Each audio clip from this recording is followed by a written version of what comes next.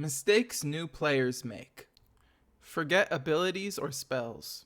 It can be very daunting for even a first level spellcaster to remember all the things that they're supposed to do on their turn.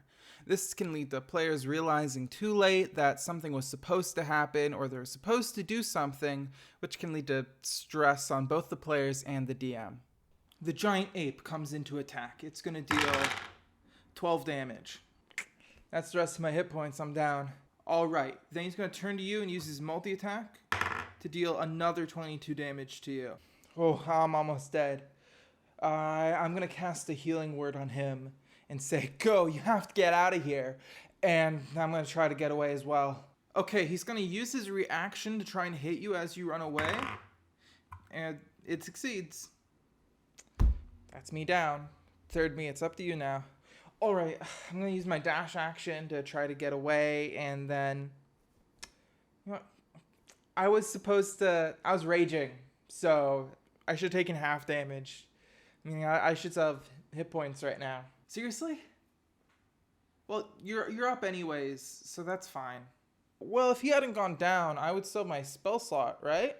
Oh yeah, well, you're down anyways, and you don't have an opportunity to heal, so I don't think it really matters. Well, actually, if he was still up, I could have used the disengage action instead to get out of there to avoid taking his reaction, and then, because I... Using the wrong dice. Our math rocks come in many different shapes and sizes. Unfortunately, geometry isn't everyone's strongest skill, which can lead to some players getting terrible rolls until they figure out they've been rolling with the wrong dice the whole time. Damn, I haven't been rolling good at all this game. It's a luck game. Sometimes you'll have good games. Sometimes you'll have bad games. It's just how it is. Roll for your attack. Alright. There, a 12. Do you mind if I see your d20 for a moment?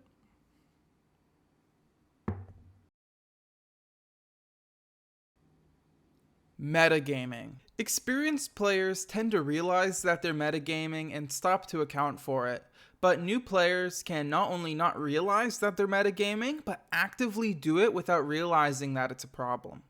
Okay, third me, while you're going around in the bar, we're going to cut back to second me, who's talking to the bounty hunter that's looking for you. What makes you think he'll go quietly, huh? He's one of the best fighters I know. He turns to you and says, unfortunately, the moment he sees me, he would attack. Fortunately, he's not going to see me. And he reaches out his arm, and as he touches you, his entire skin shapes into the form of your mirror, and then snaps, banishing you to another dimension. What? Oh my, this guy is so smart. Alright, cutting back to third me, you're still sitting in the bar, and your ally, second me, comes up to you, and sits down next to you. I go in and I attack him. Wait, why would you attack? He's your ally. Well, it's not him. It's that evil guy you were just talking about. Okay, well, you don't know that. So he's going to say, hey, I'm getting tired. I think we should head back to camp now. You know what? I'd rather stay here. Hey, wait a second. You always come back to camp with me. What's the difference? Yeah, but this isn't you. This is the other guy. Playing evil characters.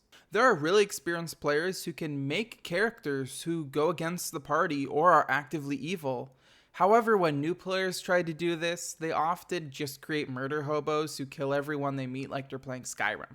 Okay, so as you guys walk into the general store, the shopkeeper says, sunny day to you guys. What can I do for you? 10 damage. What? I attack him. He takes 10 damage. Okay. That kills him. You killed the shopkeeper. Good for you. Okay, I'm not going to loot the store for everything that they have. Just for once, can we try making friends in a town? You take 10 damage. Making too much backstory. Making a character can be a lot of fun. Building backstories, hometowns, friends, enemies, life goals can all be useful for when you get to your table to play. But when you're giving your DM homework to understand your character's backstory, maybe you might want to cut it back to point form. Alright guys, thank you so much for coming to the start of a new campaign. I did notice, second me, you haven't given me any backstory stuff though. Were you planning on that? Oh, right. Here you go. Oh, yeah. This is the Lord of the Rings. Oh yeah, I'm playing Samwise Gamgee's son. So you can read that to just get the context of my character and what his family's been through. I'm not going to read the entirety of The Lord of the Rings to understand your backstory. Well, I actually also have a Word doc that shows all of my characters' history and background. Being the main character. D&D is a group game. We're all trying to come together to share a collective story. Unfortunately, some players seem to not understand that everyone at the table will want to tell a group story, not just follow along on one person's. The evil bad guy turns around and says, you two, trying to stop me? Ha, you aren't gonna get away from me this time. Yeah, there's no way you can stop us. You don't have the power to go against me. Since we last met, my strength has greatly grown. Our strength. I promise the world that I will defeat you. He's here too, right? Those are the biggest mistakes that I see new players face when jumping into D&D. If you're a player who's made these same mistakes, remember that everyone goes through it and you will get better at the game. And if you're a DM who's been dealing with these players who are making these type of mistakes, remember to be patient, and if it gets too bad, just talk to them and explain to them what the issue is. If you enjoyed this video and want to learn more about getting into D&D, I have a playlist right here all about it. Otherwise, you can subscribe to see more content in the future. And yeah, thank you for watching. This is the end of the video.